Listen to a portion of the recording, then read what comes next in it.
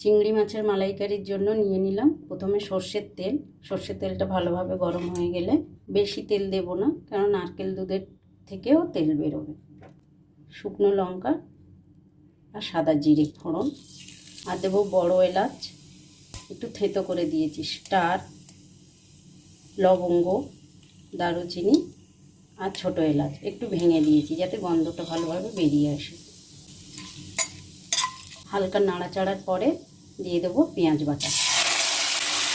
পেঁয়াজ বাটা কষানো হয়ে গেলে দেবো কাশ্মীরি লঙ্কা বাটা, রসুন বাটা, কাঁচা লঙ্কা বাটা। আবারও ভালোভাবে কষিয়ে নেব মশলাটা। দেবো অল্প করে জল যাতে মশলাটা না পুড়ে যায়। দুটো তেজপাতা। গুঁড়ো মশলার মধ্যে দেবো ধনে গুঁড়ো, জিরে গুঁড়ো আর হলুদ গুঁড়ো।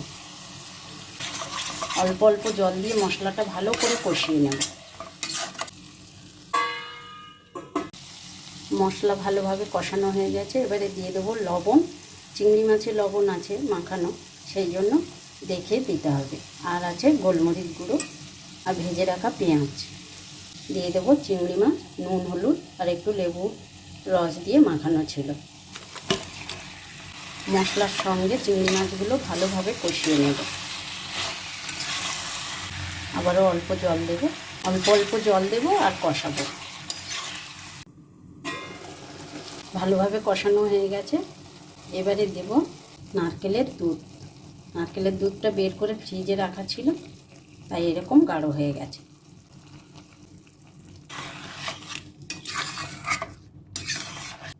ভালোভাবে মিক্সড করে একদম লো আঁচে রান্নাটা করে নেব। লাস্টে একটু ধনেপাতা কুচি, গরম মশলা বাটা, নারকেল দুধ যেহেতু মিষ্টি মিষ্টি লাগে তাই অল্প করে চিনি দিলাম। আবারও ঢাকা দিয়ে কিছুক্ষণ রেখে দেব।